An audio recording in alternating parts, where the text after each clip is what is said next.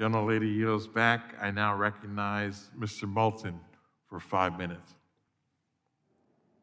Thank you, Mr. Chairman. I'd like to direct another question to the judge. I spent some time living in Dallas, and I'm very familiar with Texas, and appreciate all the uniqueness of that state.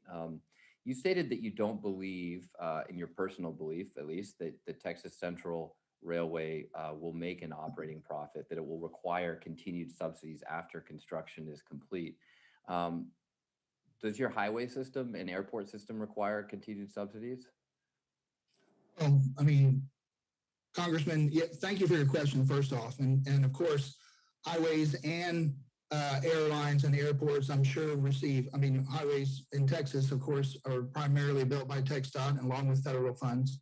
So absolutely, there's no doubt about that. Right, we've actually, Judge, we've actually transferred about $158 billion in general funds. So, not quite twice as much, but almost twice as much as we've invested in Amtrak in its entire history uh, into the Highway Trust Fund. No, so not user fees. That's general funds transfers just since 2008. So actually, there's a lot of operating subsidies that go in there, and that's not even talking about the operating subsidies that go to things like uh, the highway patrol and emergency services. There's a lot of there's a lot of support structure required to subsidize these highways as well. We did a study in Massachusetts that looked at the subsidies that taxpayers pay for our highway infrastructure here in Massachusetts. It was $60 billion a year, whether or not you own a car, because that's not in user fees.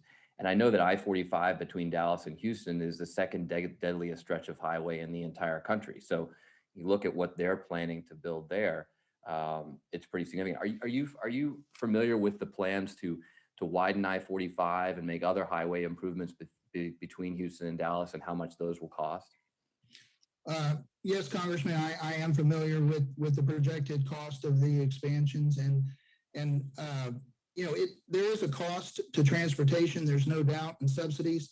I just would remind everyone that this project in Texas Central Railway was never predicated on public dollars. It was predicated on a privately financed system.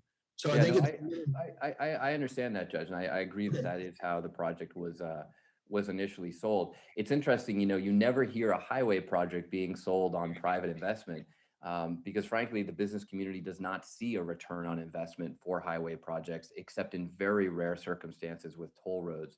And so it's actually a remarkable testament to the innate efficiency of high-speed rail that you can get a positive return on the investment. In infrastructure funds invest in high-speed rail systems all over the world for construction. But there are a number of high-speed rail systems that actually operate at a profit, whereas it's very hard to find highway systems that operate at a profit at all, even after the infrastructure is built. When you look at the system, that is not just the companies that travel over it. When we looked at when Microsoft looked at the Cascadia corridor up in the Pacific Northwest, and we've heard testimony from Washington DOT there too, they determined that to build the high-speed rail line would cost half as much as expanding the highway by just one lane in either direction. And of course, if you just expand the highway, no one goes any faster. Lots of studies and experience have shown that congestion actually just increases over time. But even in a perfect scenario, driving in the middle of the night, you might go 80 miles an hour, which is a far cry from 250 miles per hour on ultra high speed rail in the Cascadia corridor. Because of that travel speed difference and the time difference, you also get all these additional benefits that you wouldn't get from expanding the highway, because businesses, travelers, families are much closer. You can live in many more places and still work downtown than you could before.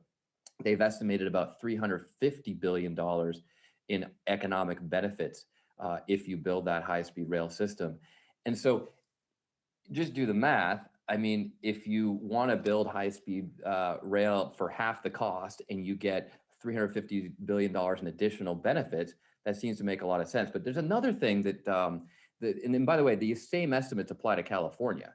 where it looks like about twice as much money to expand highway and airport capacity. It also takes less space. Mr. Picari, last question, we just have a few seconds. How much do you have to expand highway lanes to accommodate the capacity of a single high-speed rail line? In other words, how many highway lanes does it take? In the California example, Congressman, it's 6 lanes and 91 airport gates and 2 new runways.